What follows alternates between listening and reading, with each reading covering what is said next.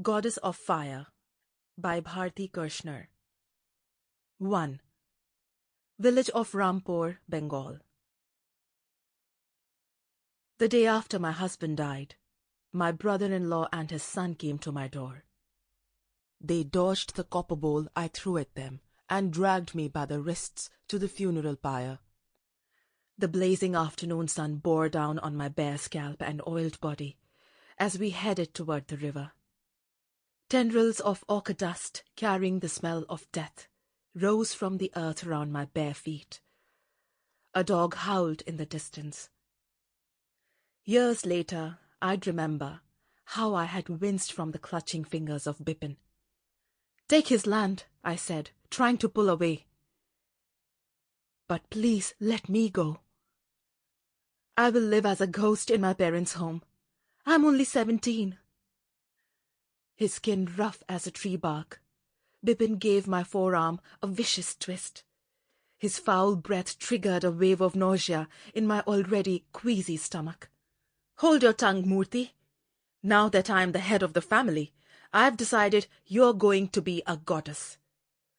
A fresh wave of humiliation coursed through my body.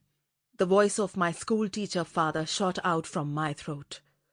"You've twisted what our sages prescribe to serve your selfish intent. Abuse a widow, throw her into the fire, and take her property.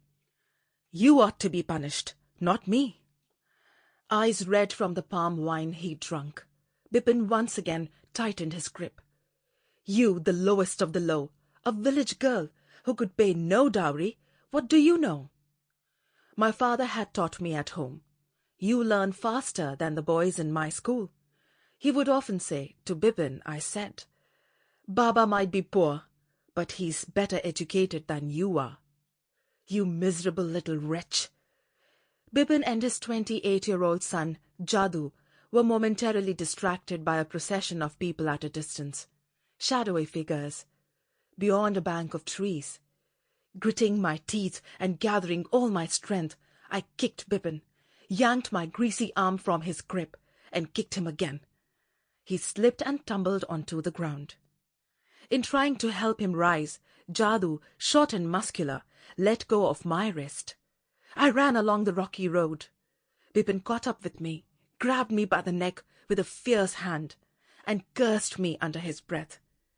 "2 days with you and my brother is dead. You're a bad omen. We want you dead."